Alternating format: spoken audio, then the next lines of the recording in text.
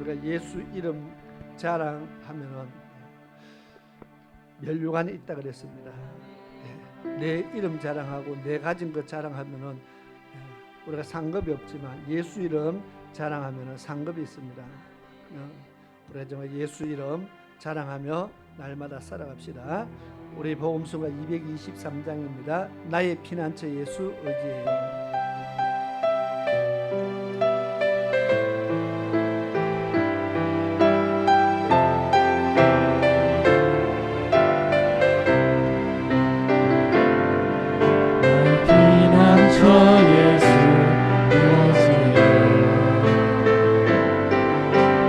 피난처 예수 의지해요. 나의 가는 길에 거센 바람 몰아쳐와도 나의 피난처 예수 의지해요. 아버지 나를 사랑하시니 나의 모든 것 주께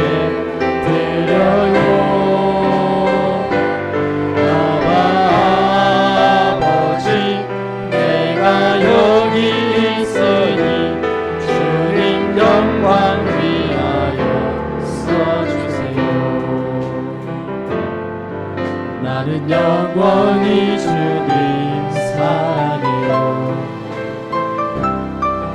나는 영원히 주님 사랑해요.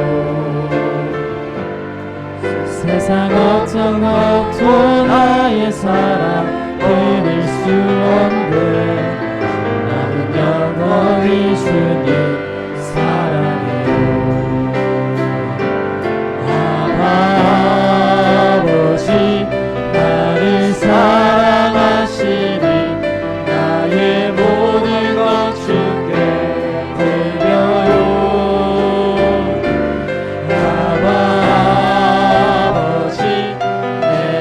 여기 있으니 주님 영광 위하여 써주세요. 주님 교회 위하여 써주세요. 아멘. 우리 153장 우리가 걷는 이 길은 복음서입니다. 153장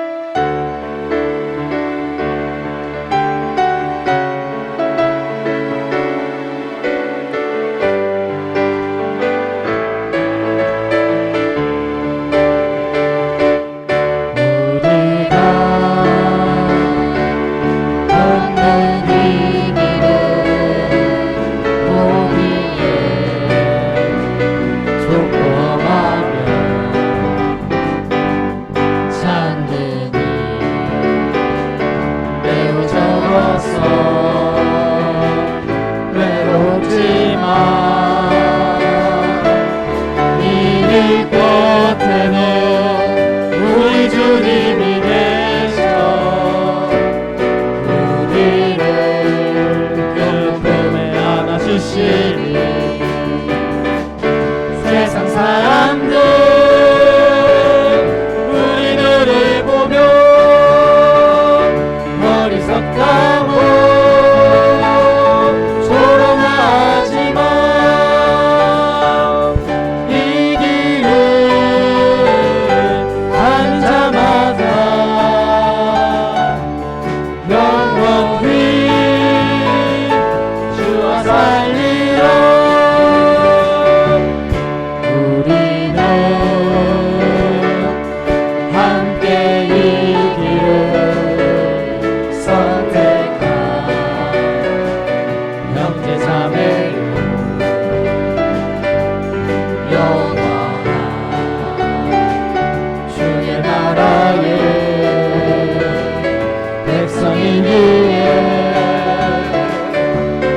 서로 도우며 서로 손을 잡아주며 이 길을 함께 걸어갑시다.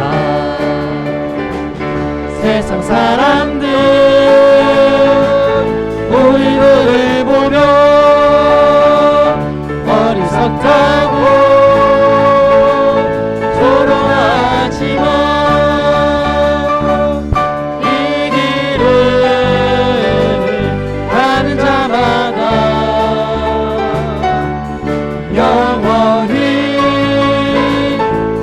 주와 살리라.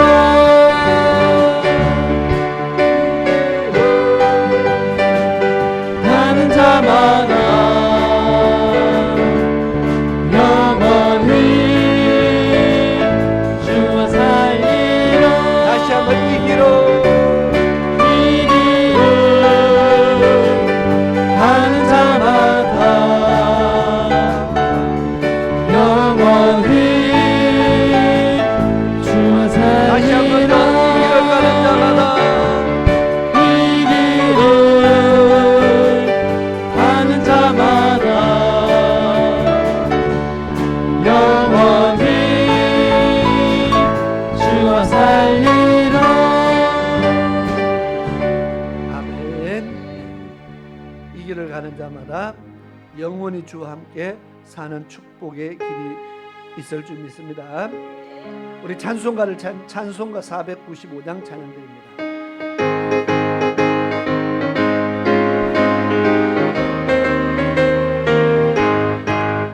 이그 몫이 거둘 자가 내릴 때에 누가 가서 거둘까? 내가 어찌 게으르게 앉아 있을까? 어서 가자 밭으로 보내주소서.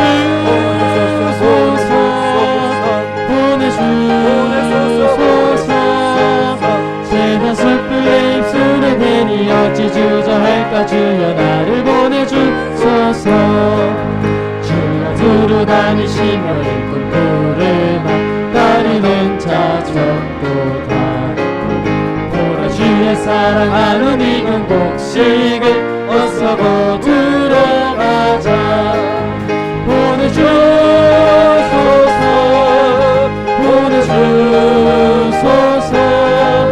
제가 숯불 내 입술에 대니 어찌 주저할까? 주여 나를 보내주소서. 주가 나를 부르시니 언제 어디나 기뻐 와서 일하리. 주가 명령 내리실 때 능력 받아서 기뻐 거두리로 가. 보내주소서.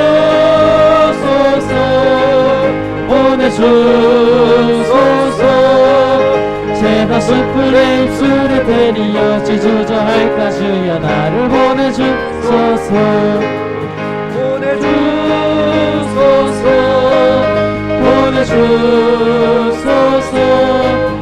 제가 숯불 내 입술에 대니 어찌 주저할까? 주여 나를 보내주소서.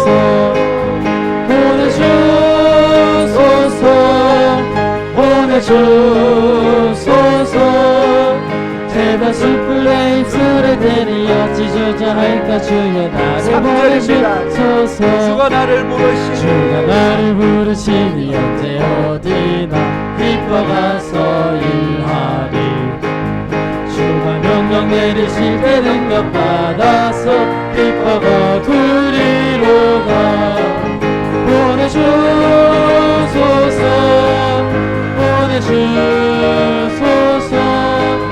제가 숯불 내 입술에 대니 어찌 주저할까? 주여 다시 나를 한번 선포드립니다. 주가 나를 보내주소서. 부르시니 주가 두루 다니시니 언제 어디나 기뻐 가서 일하리. 주가 명령 내리실 때 능력 받아서 기뻐 거두리로 가. 보내주소서.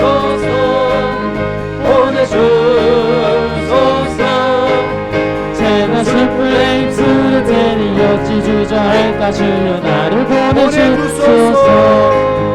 보내주소서.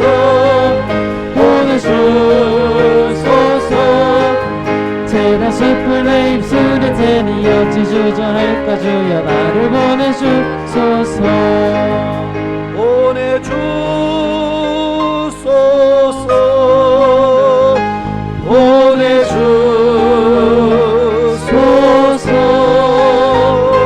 세단 숯불 내 입술에 대니 어찌 주저할까? 주여 나를 보내주소서. 아멘. 우리 찬송가 536장 한 장 더 찬양드리겠습니다.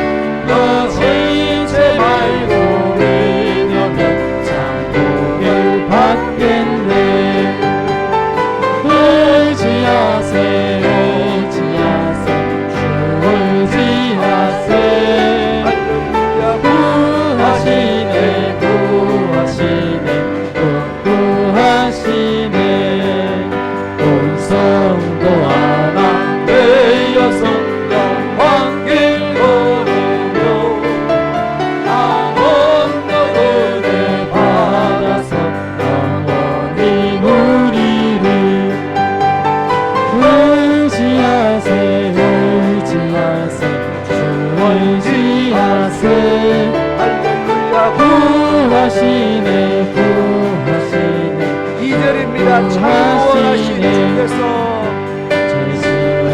주신 주께서 보혈을 흘렸네. 눈같이 희게 할 피에 온몸을 잠그세. 의지하세 의지하세 주 의지하세. 구하시네 구하시네. 2절 한 번 더 부릅니다. 참 구원 주신 주께서 보혈을 흘렸네. 눈같이 희게 할 피에 온몸을 잠그세. 의지하세 의지하세 주 의지하세. 할렐루야. 구하시네 구하시네 구하시네. 3절 길 대신 우리 구세주 널 인도하시네. 너와 지체 말고 믿으면 참 복을 받겠네. 의지하세 의지하세 주 의지하세. 할렐루야. 구하시네 구하시네 구하시네. 온 성도 하나 되어 하나 되어서 영광길 걸으며 한없는 은혜 받아서 영원히 누리리. 의지하세 의지하세 주 의지하세. 구하시네 구하시네. 4절입니다. 온 성도 하나 되어서 온 성도 하나 되어서 영광길 걸으며 한없는 은혜 받아서 영원히 누리리.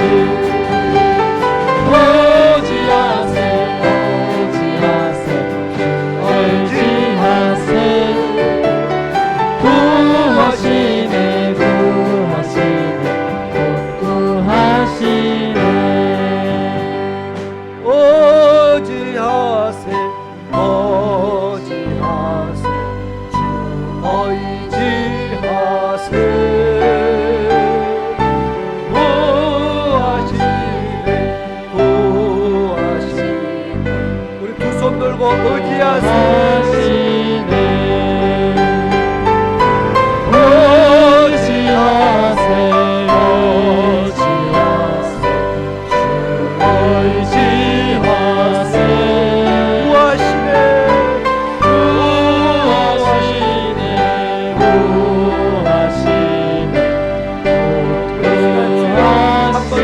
외치고 오늘 예배를 위해서 기도하시겠습니다. 시작.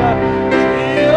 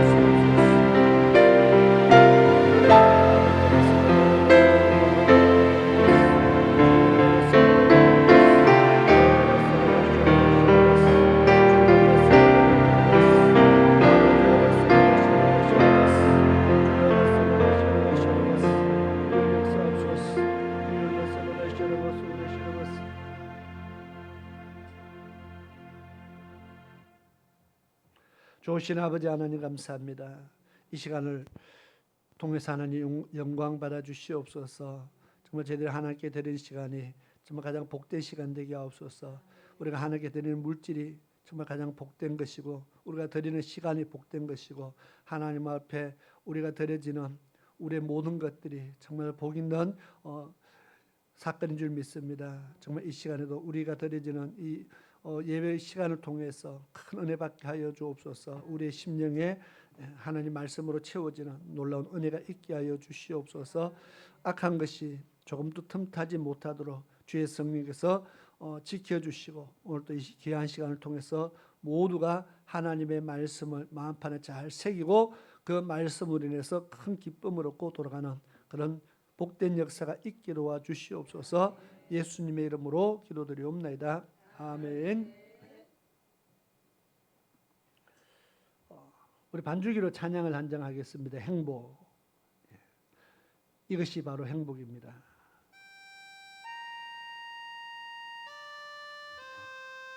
가사를 띄우겠습니다. 화려하지 않아도 정결하게 사는 삶, 가진 것이 적어도 감사하며 사는 삶.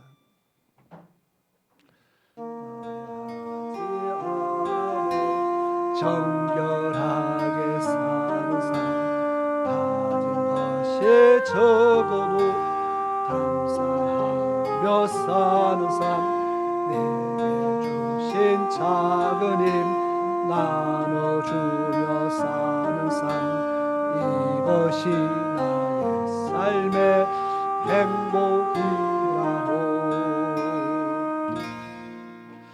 눈물 일 많지만 기도할 수 있는 것, 억울한 일 많으나 주님께 참는 것, 작은 작은 삶 주 뜻대로 사는 것, 이것이 나의 삶의 행복이라고. 이것이 행복이라고. 세상은 알 수 없는 하나님 선물, 이것이 행복이라고. 하나님의 자녀로 살아가는 것, 이것이 행복이라고. 일 많지만 기도할 수 있는 것, 억울한 일 많으나 주를 위해 참는 것, 작은 작은 삶 주 뜻대로 사는 것, 이것이 나의 삶의 행복이라고. 이것이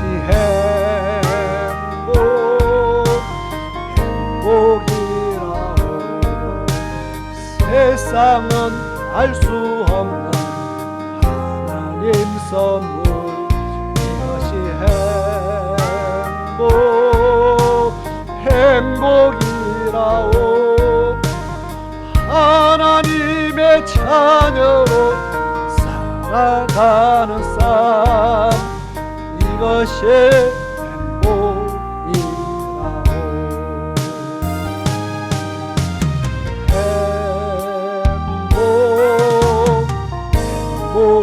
행복이라고. 세상은 알 수 없는 하나님 선물, 이것이 행복이라고. 하나님의 자녀로 살아가는 것, 이것이 행복이라고.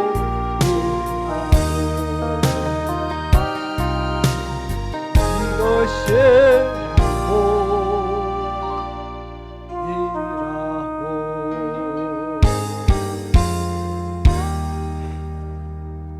아멘. 네. 이것이 행복입니다. 이 찬양을 이 찬양의 가사를 썼는 분은 삶에 눈물 날 일도 많고 어려운 일도 많고 원통한 일도 많고 정말 힘든 일 많지만 그래도 기도하며 참으며 주의 자녀로 살아가는 것 자체가 행복이다 그렇게 말했습니다. 우리는 무엇이 행복입니까? 우리는 어떤 것에서 행복을 누립니까?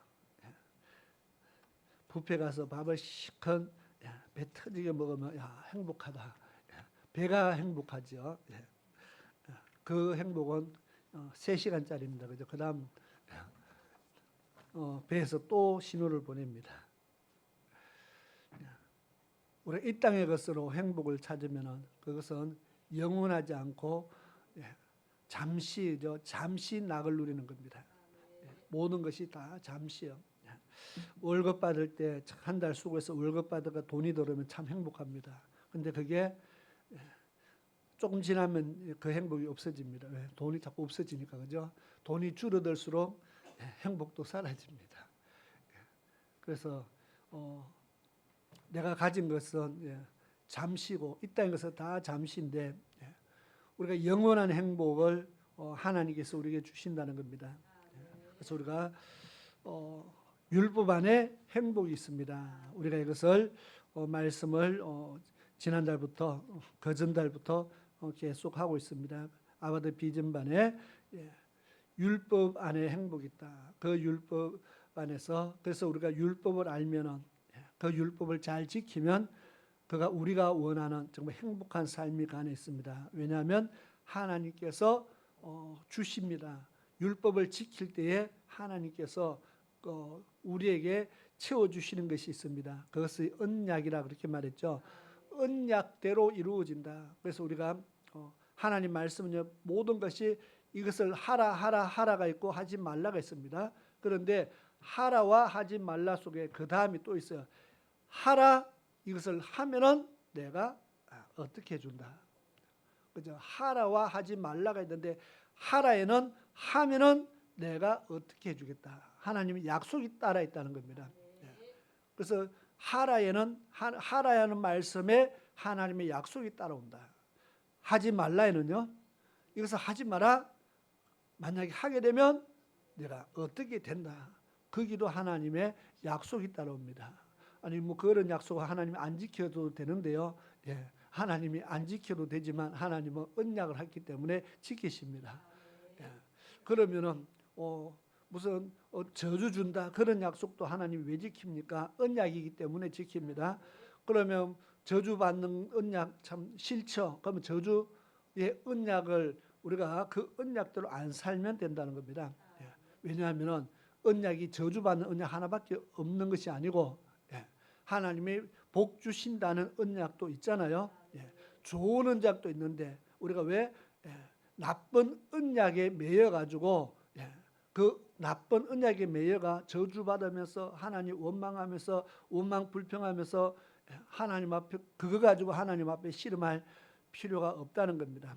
하나님께서 복 주신다는 언약이 있습니다. 잘되게 한다는 언약이 있습니다. 우리를 행복하게 해준다는 언약이 있습니다. 그 언약대로 살아서 오히려 감사하고 하나님 앞에 감사합니다 하면서 살아갈 수 있도록 해놨는데 그 언약을 안 누리고 하나님께서 저주한다 하는 그 이상한 언약만 받아 누리는 그것을 받아 누린다는 게 이상하죠. 그것을 받아서 고통당하는 그런 삶을 살아가는 사람들도 있다는 겁니다.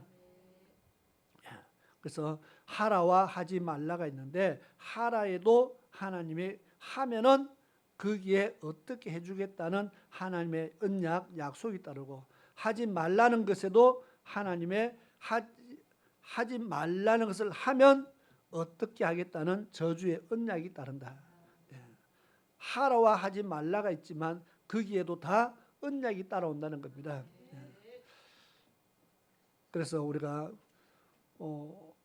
저주를 받는다. 하나님이 물론 저주를 하셨다 하지만 그것을 누가 선택했는 겁니까? 내가 선택을 한 겁니다. 하나님께서 너희 앞에 내가 두 길을 놓아두노니 그랬습니다. 내가 네 앞에 두 길을 내가 두겠다. 어느 길을 택할는지는 네가 선택해라. 하나님이 그렇게 말했어요. 네가 선택해라. 네가 복을 택하면 복을 주고 저주를 택하면 내가 저주를 주고 네가 생명을 택하면 내가 생명을 내가 주고 사망을 택하면 사망을 주겠다. 하나님께서 네가 선택해라. 자, 그러면 하와가 선악과를 따먹었습니다. 왜 따먹었어요? 하나님이 따먹도록 정해놓은 것이 아니고 자기가 선택했습니다. 두 길이 있는데 따먹어도 되고 안 따먹어도 돼요. 그것은 하나님께서 하와 앞에 두 길을 지금 두었습니다. 처음부터 두 길을 줬어요. 네가 따먹으면 반드시 죽을 것이고 먹지 않고 내 말을 잘 지키면 살 것이다. 사는 길과 죽는 길 그것을 스스로 택하게 해놨어요. 그래서 사람들이 왜 그것을 만들었습니까? 왜 만들었습니까? 하나님 우리에게 고통 주려고 만든 것이 아니고 두 길을 이미 처음부터 두 길을 우리에게 하나님 만들어놨어요. 그러면 하나님 처음부터 길을 하나만 만들어놓지 왜 힘들고로 두 개 만들었습니까? 길 하나 더 만드는데 얼마나 힘드는데요. 하나님 처음부터 생명의 길 한 개만 만들었으면 얼마나 좋습니까? 그러면 참 우리는 마귀와 싸울 일도 없고 죄와 싸울 일도 없고 에덴 동산에서 쫓겨날 일도 없고 얼마나 좋습니까? 하나님께서 처음부터 두 길을 만든 이유가 하나님을 섬기게 하기 위해서입니다. 그래야 하나님 섬기죠, 그죠? 길이 하나밖에 없는데 잘 살아도 천국, 못 살아도 천국, 하나님 섬기도 천국, 안 섬기도 천국이면 누가 하나님 섬기려고 했습니까? 내 마음대로 살다가 천국 가죠. 그게 사람이잖아, 그죠? 공부 잘해도 서울대, 안 해도 서울대, 다 서울대 보내준다 하면 애들이 공부를 하겠어, 안 하겠어요? 100% 안 하죠. 안 해도 서울 가는데 공부하는 애 보고 야, 니 돌았나 합니다. 서울대 다 보내준다는데 왜 공부하느냐 그 말이죠. 우리가 하나님을 섬기게 하기 위해서 두 길이 있다는 겁니다. 두 길이 있으니까 생명의 길과 사망의 길이 우리에게 있으니까 하나님을 섬기죠. 없으면 하나님을 누가 섬깁니까? 하나님 우리를 만드신 목적이 뭐라고요? 섬김을 받으시기 위해서죠. 하나님께 영광을 돌리기 위해서, 하나님의 영광을 위해서입니다. 그런데 두 길이 없으면, 길이 하나밖에 없으면 누가 하나님의 영광을 돌립니까? 누가 하나님을 섬깁니까? 길이 하나밖에 없는데 예수 믿으라 하면 누가 믿습니까? 길이 두 개 있으니까 예수를 믿으라 할 필요가 있는 겁니다. 하나님 섬기라고 말할 필요가 있는 겁니다. 그래서 우리가 길 두 개 있는 것은 두 길이 있는 것은 나로 하여금 생명길을 걷게 해서 하나님이 나를 천국으로 인도하기 위해서 두 길을 두셨다. 그래서 두 길이 있는 것이요. 우리 예수 믿는 자에게는 축복이고 믿지 않는 자에게는 이거보다 더 큰 저주가 없습니다. 믿는 우리에게는 이거보다 더 큰 축복이 없습니다. 바울 사도가 그렇게 말했습니다. 복음이 믿지 않는 자에게는 복음이 아무 의미도 없고 가치도 없고 효력도 없습니다. 믿지 않는 자에게서 복음은요 오히려 그들에게 사망에 이르게 하는 겁니다. 복음 때문에 그들이 지옥 갑니다. 왜? 복음을 안 믿어서. 그러나 믿는 우리에게는 복음은요 하나님의 능력이 된다. 복음 때문에 우리 이 복음이 우리에게 하나님의 능력이 됩니다. 이 복음 때문에 생명을 얻게 되고요. 그러니까 믿는 우리에게는 이것이 얼마나 큰 축복인지 모릅니다. 두 길이 있는 것이 우리에게 하나님의 축복이다. 믿는 우리에게는 하나님의 축복입니다. 이게 안 믿는 사람에게는, 이게 안 믿어지는 사람에게는 저주입니다. 그래서 믿고 우리는 생명길을 걸어가서 천국에 이르는 하나님 백성 되기를 축원합니다. 지난번에 교재를 프린트물을 나눠주고 첫 장 1페이지를 했습니다. 2페이지도 했습니다.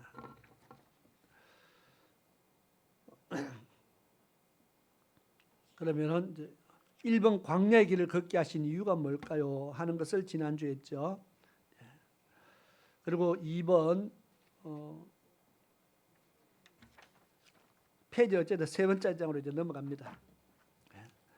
제가 페이지 안 써놨다 했습니다. 여러분들이 페이지를 적는 수고를 직접 하셔야 됩니다. 광야의 길을 걷게 하신 이유 첫째가 있고 둘째가 있습니다. 광야의 길을 걷게 하신 첫 번째 이유는 율법을 듣고 여호와를 경외하는 법을 항상 배우게 하기 위해서입니다. 자, 광야의 길을 걷는다는 것은 오늘 우리에게 교회를 왜 다녀야 하느냐 그 말입니다. 왜 우리가 교회 다녀야 됩니까? 왜 교회 예수만 믿으면 되지 꼭 교회를 다녀야 됩니까? 하는 사람들이 있습니다. 바쁜데 세상 살기 바쁘고 세상에 일도 많은데 꼭 교회를 다녀야 됩니까? 예수 믿으면 천국 가면 되는데 꼭 교회까지 다녀야 됩니까? 하는 사람들이 의외로 많이 있습니다. 특히나 이제 코로나 지나고 나서 꼭 교회 가서 예배 드려야 됩니까? 그냥 유튜브 틀어놓고 방송으로 집에서 예배 드려도 되지 않습니까? 왜? 전에 그래 했잖아, 그죠? 그래 했기 때문에 왜 전에는 되고 지금은 안 됩니까? 뭐 그렇게 나오는 사람들도 있습니다.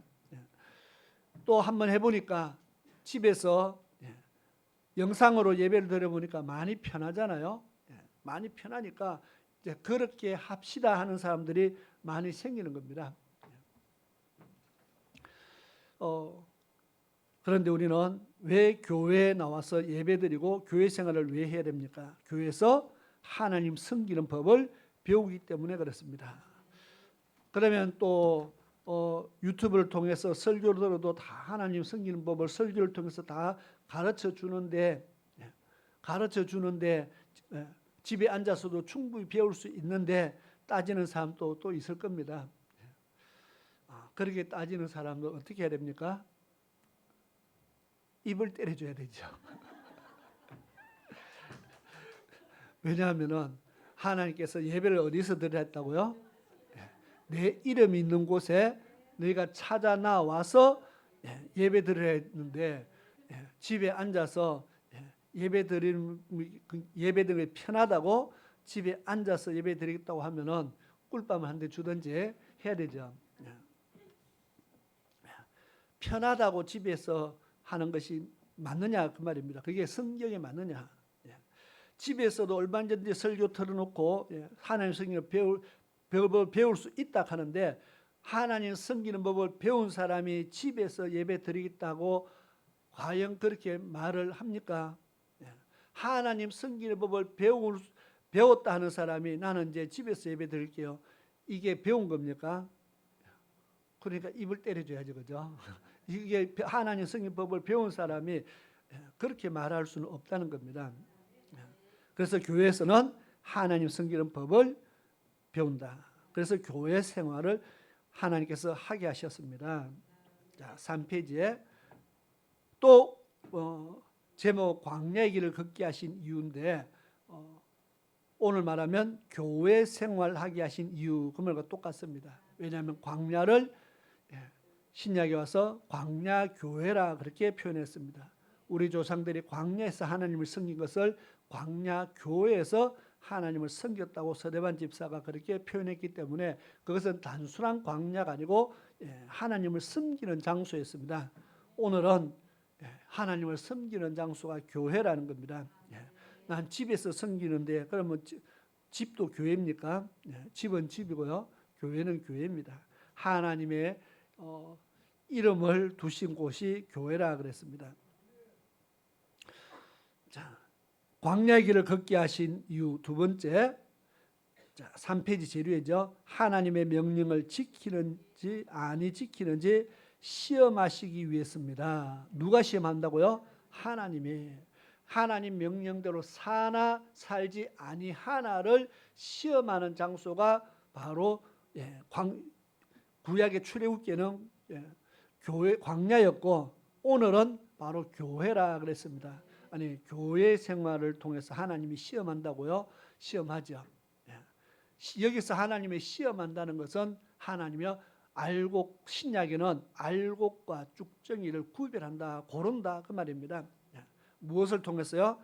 교회 생활을 통해서 알곡이냐 쭉정이냐 고른다.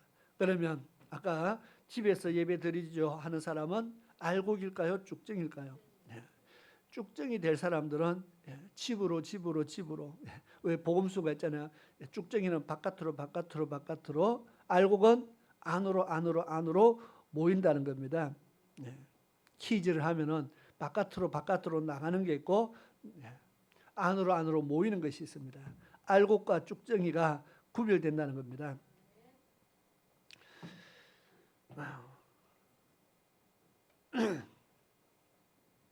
자, 뭐 요즘에는 우리는 뭐 집 교회, 집 회사 교회, 집 직장 교회 뭐 이거밖에 모르잖아, 그죠? 우리 교인들은 뭐 세상에 나가본 적이 없으니까 세상을 모르니까 다른 교회 소식도 모르고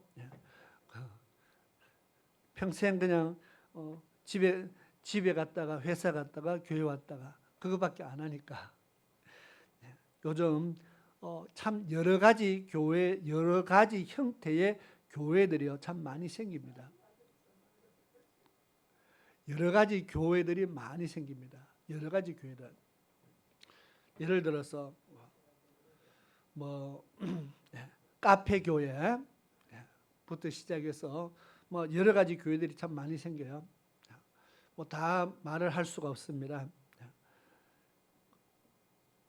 그러니까 어제 현대 시대에 맞추어서 교회가 자꾸 이제 현대 시대 사람들에 맞추어서 자꾸 변화된다는 거죠. 바뀐다는 겁니다. 어떻게 하면 사람들이 교회로 쉽게 오게 만들까? 뭐 이거 연구하다 보니까 별의별 생각들을 다 합니다. 버스 교회도 생겼습니다. 버스 교회가 뭐냐? 주일날 되면은 버스를 타고 자 떠나자 해서 오늘 어디 갈까요? 경주로.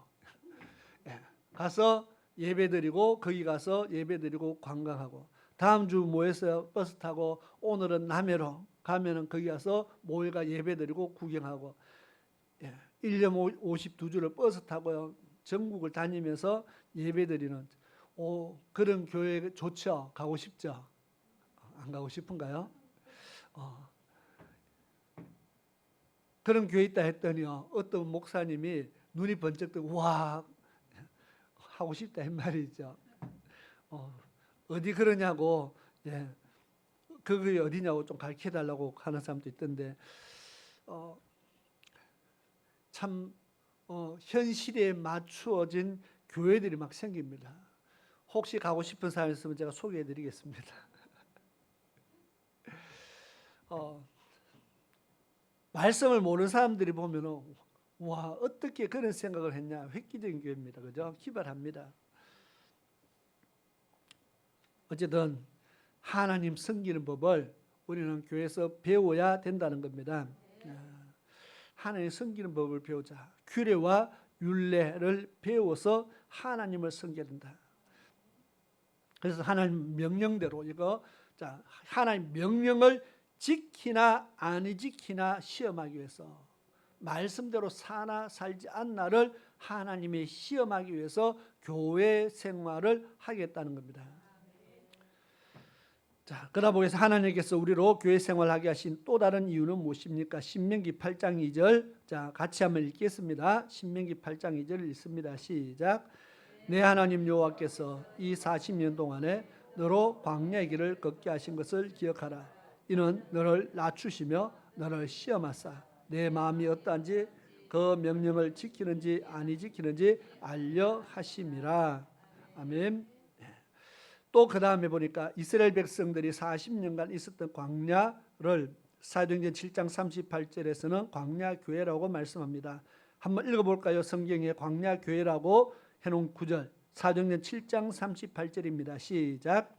시내산에서 말하던 그 천사와 및 우리 조상들과 함께 광야 교회에 있었고 또 생명의 도를 받아 우리에게 주던 자가 이 사람이라. 아멘. 자, 스데반 집사가 사람들 앞에서 설교하는 장면 속에서 광야 교회, 우리 조상들은 광야에 있었고 그렇게 말하지 않고 그 광야 교회, 이름이 그래서 광야 교회입니다. 요즘도 광야 교회 굉장히 많습니다. 예, 인터넷 가서 광야 교회 쳐보십시오. 예, 광야 교회란 이름을 가진 교회가 무지 많습니다. 예, 광야 교회라고 하면은 어떤 생각이 듭니까? 광야라는 것은 하나님 앞에 그랬죠. 낮추고 시험하사 그랬잖아요. 하나님이 낮추었다. 광야 생활을 통해서 얼마나 그들이 고통을 많이 받은지 모릅니다. 그래서 광야 교회 그러면 일단 고난이 많아야 됩니다. 어쨌든 광야 교회에서 하나님 말씀을 그들이 받고 교회 생활을 했습니다. 그런데 그 생활 속에서 하나님 우리를 시험했다 그랬죠. 근데 시험을 그냥 광야 교회, 광야의 길을 걷게 하신 것이 시험이 아니고 낮추고 시험하사 그랬습니다. 자, 그냥 광야를 걸어가는 것이 시험이 아니고요. 낮추고 시험했다. 광야를 걸어가는데 고통이 따랐다는 겁니다. 힘드는 과정들이 있었다는 겁니다. 광야를 걷는데 너무너무 괴로운 시간들이 있었다는 겁니다. 그래서 시험이라는 말이 나옵니다. 우리가 교회 생활하는데 뭐 힘든 것이 하나도 없고요, 고통이 하나도 없으면은 뭐 시험 받을 게 뭐가 있어요? 교회 갔다 오면은 그냥 교회 가면 기쁘고 즐겁고 아무 힘든 것도 없고 하면은 시험 받을 일이 없잖아, 그죠? 그러면 시험 받으려면은 뭐가 있어야 돼요? 뭔가 마음 상할 일이 생겨야 시험이 들거나 뭔가 고통이 따라와야 시험이 들거나 교회 다니는 거 너무 힘들다 뭐 이런 것들이 있어야 시험이 들잖아, 그죠? 하나님이 낮추고 시험한다 했으니까 그런 일들 속에 우리를 집어넣는다는 겁니다. 자, 나는 교회 생활하는데 전혀 힘든 것이 하나도 없다 하는 사람 손 들어보세요. 다 힘든 모임이야. 손을 아무도 안 드네요. 손 드는 사람한테 좀 힘든 일을 좀 시키려 했더니 아무도 손을 안 드네요. 다 힘든 모양이에요. 그 반대로 물을까요? 나는 교회 다니는 것이 너무너무 힘들다 하는 사람 손 들어보세요. 한 사람도 손 안 들었어요.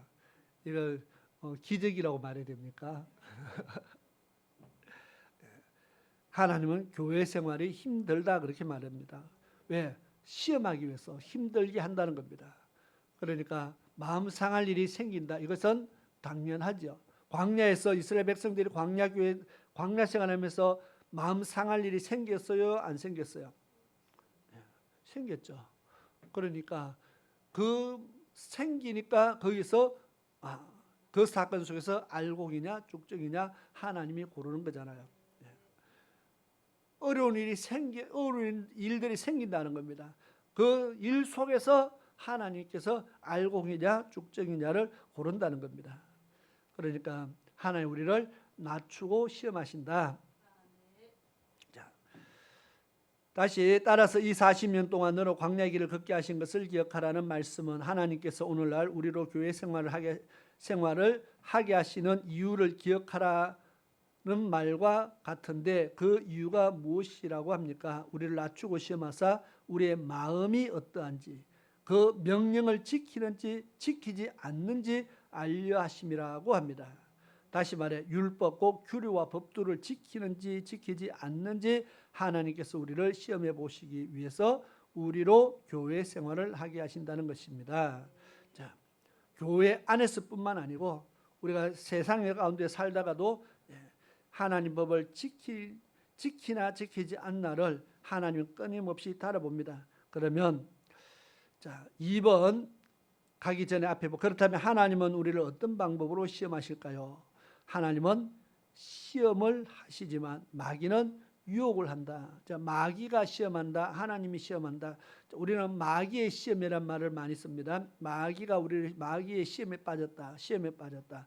그런데 하나님은 우리를 시험하는 것은 어떤 시험입니까? 우리를 미혹하거나 유혹하거나 믿음을 떨어지게 하거나 우리를 멸망시키는 그런 것이 아니고 알곡이냐 쭉적이냐 믿음이 있나 없나를 하나님이 알기 위해서 하는 시험입니다. 그 시험을 당했을 때 우리는요 이렇게 시험을 당했을 때 참 내가 믿음이 없네. 어떤 일을 만났을 때 우리가 스스로 깨닫게 됩니다. 내가 참 믿음이 없다. 이 일에 내가 참 이렇게 쉽게 마음이 무너지고 넘어지는 거 보니까 내가 참 믿음이 없다. 스스로도 믿음이 없다는 것을 알게 됩니다. 하나님께서 우리를 믿음이 있나 없나를 알게 하시는 시험. 그래서 내가 다시 믿음을 더 키워야겠다. 이것이 정상이잖아, 그죠? 하나님이 하시는 시험은 우리 믿음을 발견해서 내가 더 믿음이 자라야 되겠다. 내가 하나님 앞에 이래가 안 되겠다. 더 열심을 내야 되겠다. 하나님 앞에 다시 일어설 수 있게 만드는 믿음이 더 크게 되어지는 그런 결과가 나오는데 마귀의 미혹은 시험은요 아예 일어서지 못하게 낙심케 만드는 겁니다. 우리에게 낙심케 만들고요 믿음에서 떨어지게 만들고 하나님을 부인하게 만들고 결국 사망에 이르게 만드는 그것이 마귀가 하는 유혹이라는 겁니다. 자, 2번 넘어갑니다. 하나님은 우리를 어떻게 시험하십니까? 제가 아까 앞전에 설명을 하려다가 넘어온 것입니다. 왜 2번에 다 나오기 때문에. 자, 하나님은 우리를 어떻게 시험합니까? 시험한다 했잖아요. 어떻게 시험합니까? 첫째가 낮추고 시험합니다. 두 번째는요 거짓 선지자를 통해서 시험합니다. 세 번째는 가까운 이웃을 통해서 시험합니다. 네 번째는 믿지 않는 세상 사람을 통해서 시험합니다. 우리가 믿음이 있나 없나를 사람이 아닌 어떤 환경을 통해서 우리를 낮추어서 시험한다. 환경을 통해서 시험합니다. 그리고 교회 안에서 그죠? 교회를 다니는데 거짓 선지자니까 목회자나 어떤 거짓 선지자를 통해서 하나님께서 시험합니다. 자, 거짓 선지자를 통해서 시험하는 것은 거짓 선지자니까 뭘 말하겠어요? 하나님 말씀이 아닌 거짓을 말하겠죠. 아까 이야기했습니다. 오전에 거짓 선지자는 자기 마음의 말을 한다. 하나님 말씀이 아니고 자기 생각을 자기 마음의 말을 한다 했습니다. 그것을 듣게 하는 겁니다. 그래서 거짓 선지자를 쫓아가나 쫓아가지 않나를 시험한다. 그러니까 성도들은 무조건 모든 목회자의 말에 아멘으로 받는 것이 아니고 그 말씀이 하나님 말씀인가 아닌가를 분별하고 아멘으로 받아야 되는 겁니다. 그러니까 목회자들이 아멘 하시오 하는데 아멘 안 한다고 야단 많이 치는 사람도 있어요. 근데 가만히 들어보면요 아멘 안 해야 될 자리도요 사람들이요 하도 아멘 하라 그러니까 아멘 안 해야 될 자리도 막 아멘 하고 그러더라고요. 그러니까 분별 안 하고 그냥 막 아멘 하면은 안 되잖아, 그죠? 하나님 말씀을 분별을 해야 될 책임을 하나님께서 우리에게 지금 주셨다는 겁니다. 그리고 세 번째 가까운 이웃을 통해서 그다음 여기는 이웃이라고 써놨는데 가까운 이웃 또는 내 형제, 친척, 내 가까운 사람들을 통해서 하나님의 우리 믿음을 시험한다. 그리고 믿지 않는 세상 사람을 통해서 하나님은 우리를 시험하십니다. 참 골고루 시험하죠, 그죠? 하나님께서 골고루 시험하십니다.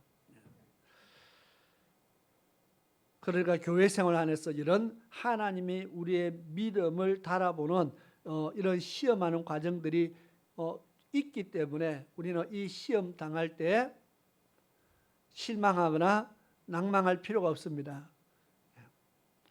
시험 당할 점에 또한 피할 길을 내사 우리로 능히 감당케 하시느니라. 고린도전서 10장에 보니까요. 감당할 수 있게 한다. 감당치 못할 시험 당함을 허락지 아니하시고 그랬거든요. 예. 그 무슨 말입니까? 초등학생에게 뭐 방정식 문제를 내고, 요즘은 애들 또 초등학생 또 천재들이 있다마는 초등학생들에게 뭐 고등학교 수학 문제를 내놓고 풀어라. 그러면 누가 잘못됐어요? 문제 낸 사람이 잘못됐죠. 그 사람들이 학생 못 푸는 학생을 야단치는 것이 아니고 문제 낸 선생을 야단치는 겁니다. 애를 보고 문제를 내야지, 그죠? 무슨 말이니까 수준에 맞아야 된다 그 말입니다. 하나님도 감당치 못할 시험 당함을 허락지 아니하시고, 이 말은 왜 하나님이 내게 이런 시련을 주십니까? 하나님, 내가 감당할 수 있기 때문에 주신다 그 말입니다. 감당치 못할 것을 주신 것이 아니고 감당할 수 있는 것을 주신 이유가 나로 하여금 내 믿음을 알기 위해서다.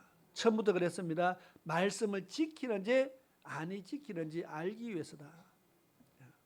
왜 이런 시련을 주십니까? 할 때는 하나님이 내가 미워서 시험을 주시는 것이 아니고 내 믿음을 알려서 그랬습니다. 내가 믿음이 있나 없나를 보기 위해서 하나님이 그런 시련을 주셨다는 겁니다. 그러니까 왜 하나님 나를 미워합니까? 왜 나를 이렇게 힘들게 합니까? 할 것이 아니고 이 상황에서 하나님이 내 믿음 보시려고 내게 나를 시험하시는구나. 그리고 믿음을 보여야 되죠. 하나님이 감당치 못할 시험 주시지 않는다 했잖아요. 그러면 내가 감당할 힘이 내게 있구나 그 말입니다. 이 내게 오는 것은 내가 충분히 감당할 수 있도록 하나님이 하셨다는 겁니다.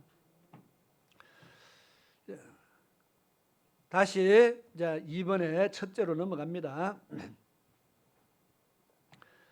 2번에 첫 번째가 뭡니까? 신명기 8장 2절 한번 말씀 녹색으로 된 글씨를 한번 읽어볼까요? 시작.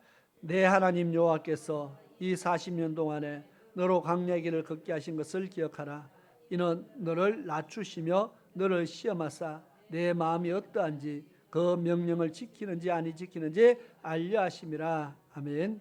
자, 이 한 말씀 속에서 답을 적어놨습니다. 첫째로 우리를 시험하시는데 어떤 시험을 하느냐? 낮추고 시험한다. 제 3페이지 그 밑에서 끝까지를 한번 읽어보겠습니다. 시작. 하나님께서 우리를 시험하시되 우리를 먼저 낮추어 놓고 시험하십니다. 예를 들어 안식일을 지키려면 엄청난 물질적 손해를 감당해야 할 상황에 처하게 만들어 놓으신 후 그 명령대로 안식일을 지키는지 지키지 않는지 시험하십니다.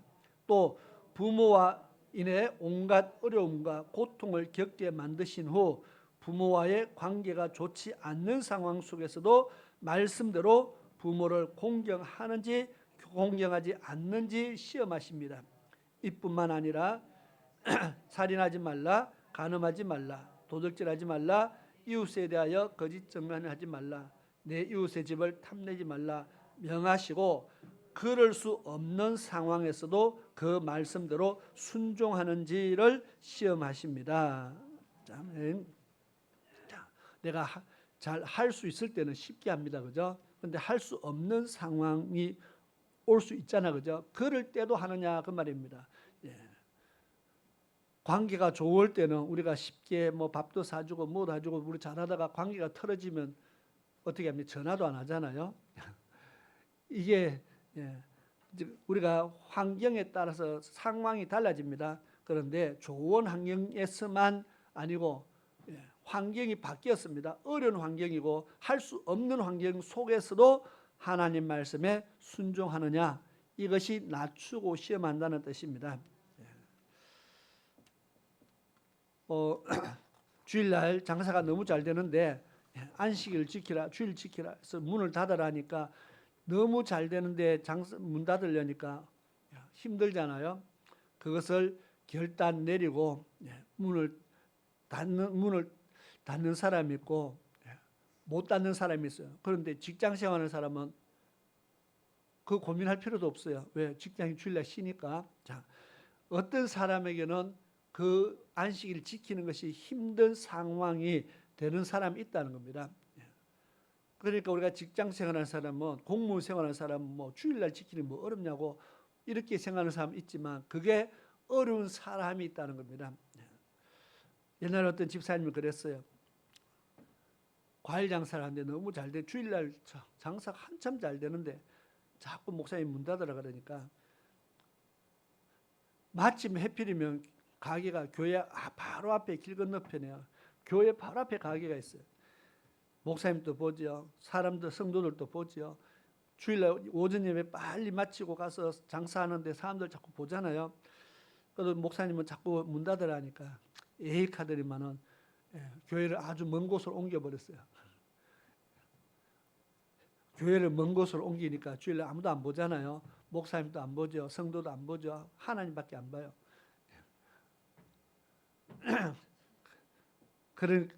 그래서 그 말씀에 순종하는 것이 힘든 사람이 있고요, 쉬운 사람이 있는데, 쉽지는 않죠.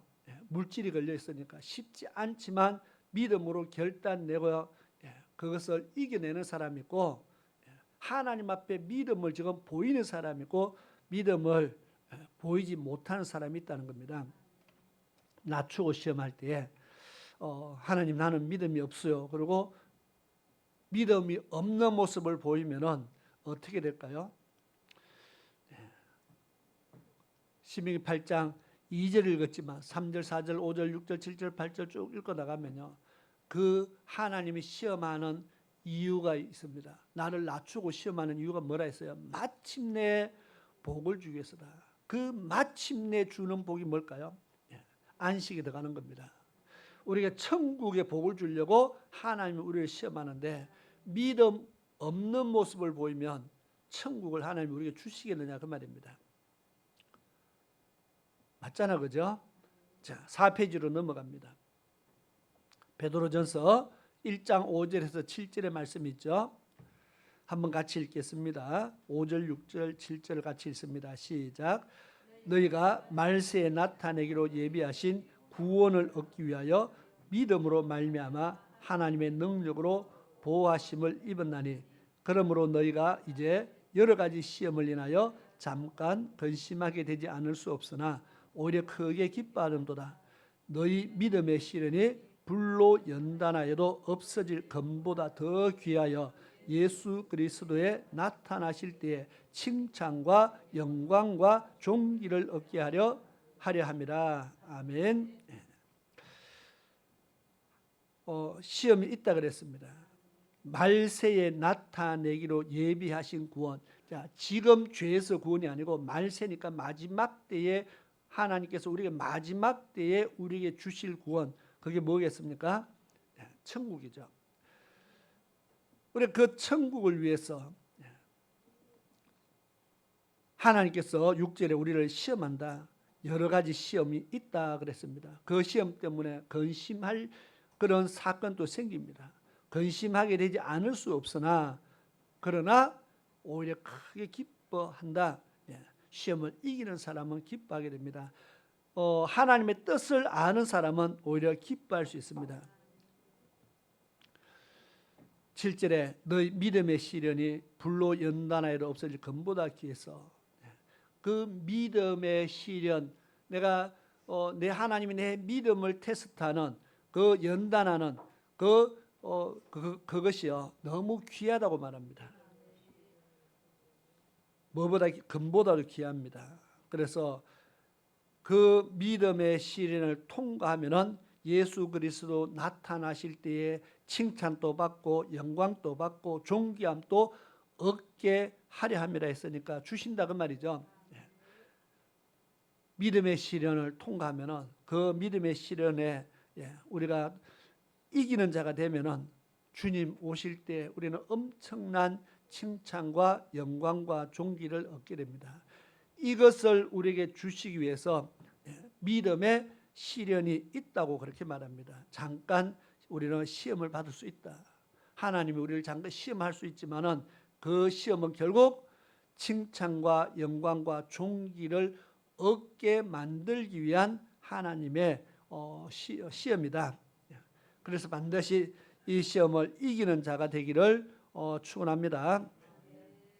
그 시험이 사람을 통해서도 온다 했습니다. 환경을 통해서도 온다 했습니다. 아까 주의 종을 통해서도 온다 했습니다. 지금 둘째, 셋째 쭉 지금 할 건데 여러 가지 시험이라 해서 여러 가지 시험.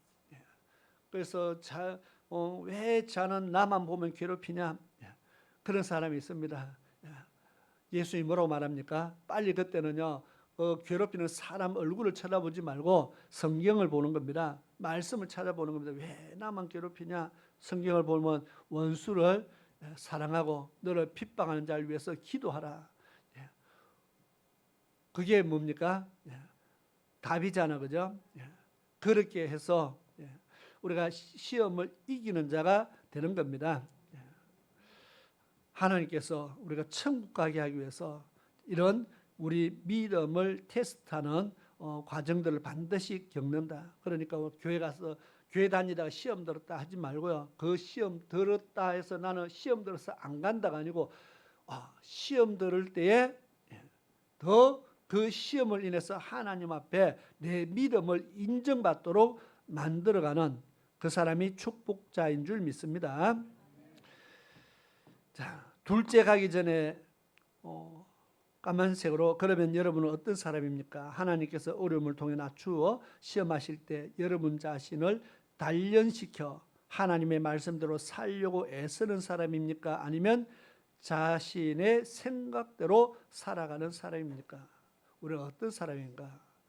스스로를 잘 판단하고 분별할 수 있길 바랍니다. 이제는 믿음을 키워가는 사람 되자. 시험 속에 세상에서도 학생들이 시험 치면 시험 점수 잘 받으려고요. 얼마나 노력합니까? 시험 친다 그러면 시험 점수 잘 받으려고 하잖아요. 그게 뭡니까? 우리도 하나님이 시험하시면 점수 잘 받으려고 해야 됩니다.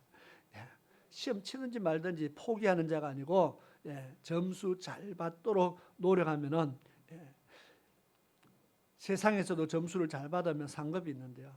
하나님 앞에 점수 잘 받으면 얼마나 큰 상급이 있겠습니까? 칭찬과 영광과 존귀를 하나님이 주신다. 그래서 시험 받는 것은 나쁜 일이 아니고 좋은 일이다. 시험 받는 것은 하나님께서 우리에게 좋은 것 안겨주시려고 하는 하나의 그 테스트다. 항상 생각하시기 바랍니다. 낮추고 시험하는 것은 꼭 있다. 그게 사람이든 환경이든 물질이든 아니면 교회 안에서든 교회 밖에서든 항상 있다. 하나님이 내 믿음을 달아보신다. 우리는 반드시 통과하는 자가 될 수 있기를 축원합니다. 오늘 여기까지 하고 기도하겠습니다.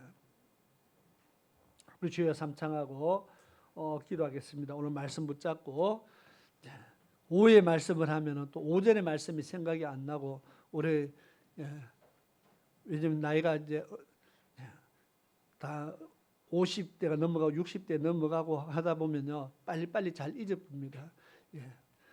그러니까 다음 주에 또 해도 또 처음 듣는 설교고 뭐 이렇게 이 정도 되면은 이제 제가 설교할 맛이 납니다. 왜냐 준비 안 해도 맨날 같은 거 하고.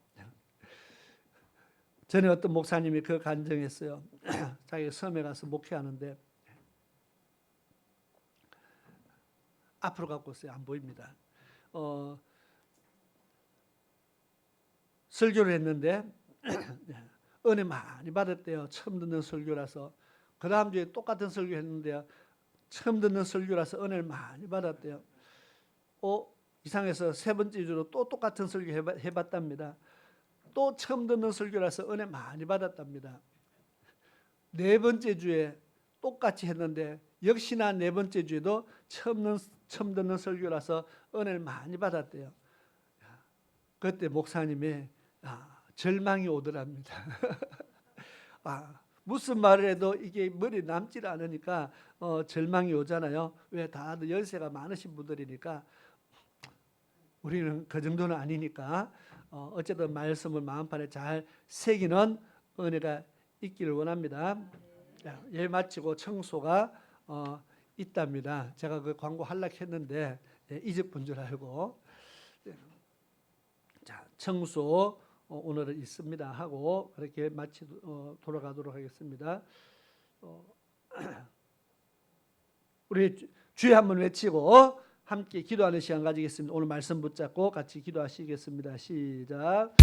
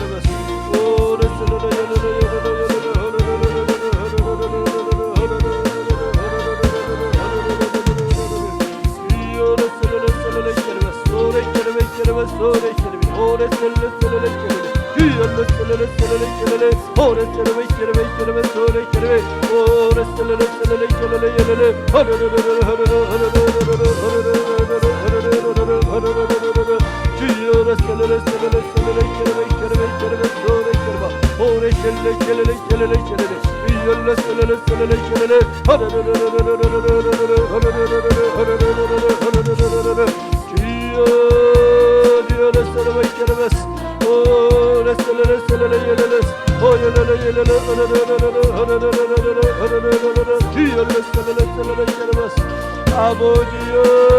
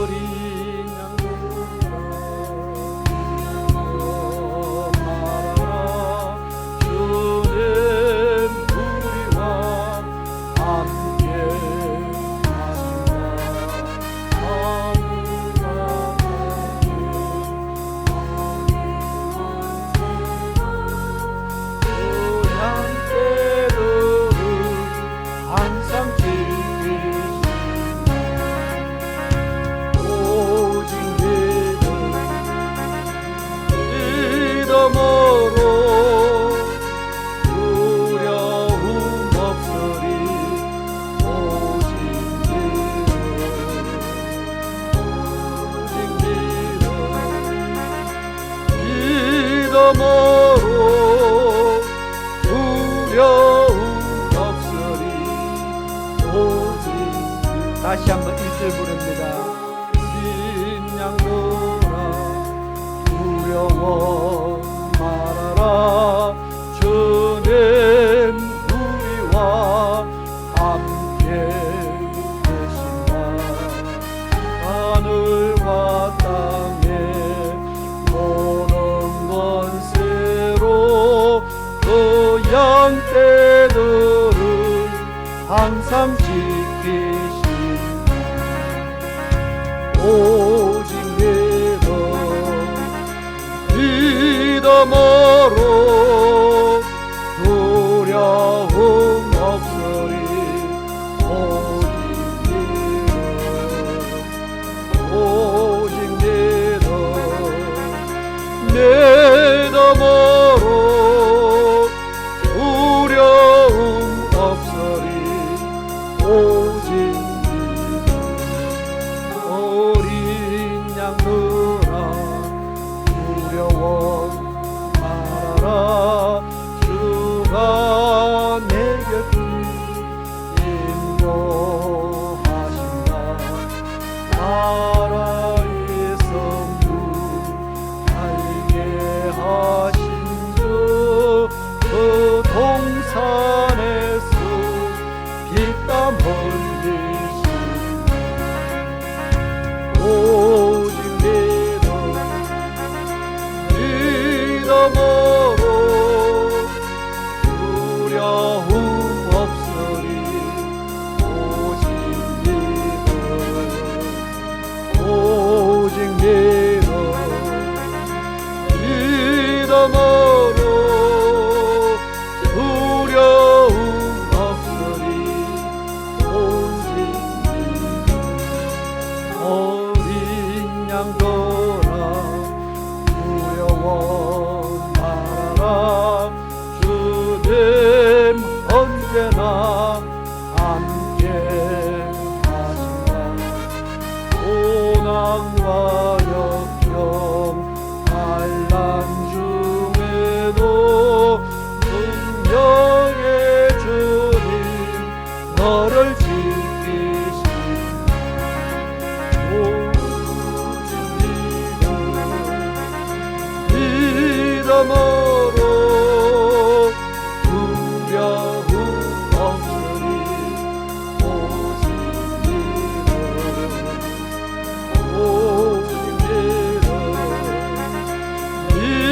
믿음으로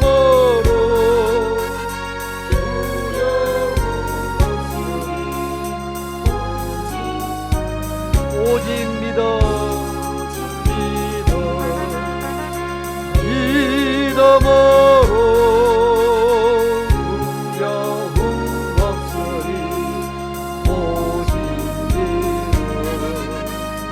오직 믿음으로 두려움 없으리 오직 아멘. 예, 마치고 청소 있다고 아까 말씀드렸습니다. 우리 기도드리겠습니다. 좋으신 아버지 하나님 감사합니다. 오늘 또 저희들이 하나님 앞에 또 기록된 말씀 우리가 같이 상고하면서 또 우리가 그 말씀들 읽으면서 우리 마음판에 한 구절 한 구절 주의 말씀들을 잘 새긴 줄 믿습니다. 우리가 듣고 잊어버린 자가 아니고 그 말씀을 듣고 믿어 순종하는 하나님의 지혜로운 백성 되게 하여 주옵소서. 좌로나 우로나 우리가 세상에 이끌리는 자가 되고 세상에 치우치는 자가 되지 않게 하시고 오직 진리 가운데로 행하는 그런 복 있는 자가 되게 도와주시옵소서. 환난 때문에 우리가 뒤로 물러가는 자들 되지 않게 하시고 여러 가지 시험 만날 때 우리가 뒤로 물러나는 그런 믿음 없는 자가 되지 않게 하옵소서. 오직 위의 것만 바라보며 우리가 저 높은 곳을 향해서 날마다 한 걸음 한 걸음 나아가는 정말 그런 천성을 향해서 달려가는 하나님의 백성들에게 도와주시옵소서. 정말 마지막 끝까지 말씀 붙잡고 믿음 붙잡고 우리가 승리하여 영광과 존귀와 또한 하나님의 칭찬이 있는 그런 정말 주님 앞에 그런 모습으로 세워지는 그런 축복자들이 되게 도와주시옵소서. 오늘 우리가 하나님 말씀 받고 우리가 영과 육이 회복함을 얻고 치유함을 얻고 새롭게 됨을 얻는 그런 귀한 역사들이 있게 또한 도와주시옵소서. 지금은 우리 주 예수 그리스도의 크신 은혜와 우리 아버지 하나님의 놀라우신 사랑하심과 성령 하나님의 위로하심과 보호하심과 감찰하심과 내주하심이 오늘 주의 전에 나와서 믿음으로 예배드리며 믿음으로 고백하며 하나님을 섬기며 이제 정말 하나님 앞에 이제 말씀대로 살기로 믿음의 결단 내리고 돌아가는 사랑하는 모든 하나님의 백성들 머리 위와 저들의 가정 위에 저들의 자녀 위에 지금으로부터 영원토록 함께 하시기를 축원하옵나이다. 아멘.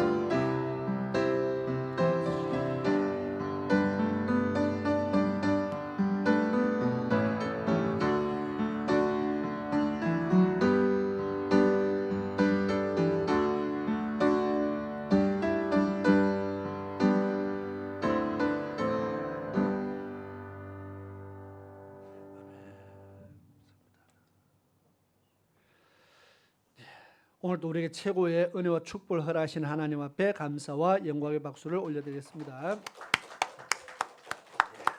생명의 길을 가는 복 있는 성도님이 됩시다. 그렇게 인사를 나누겠습니다.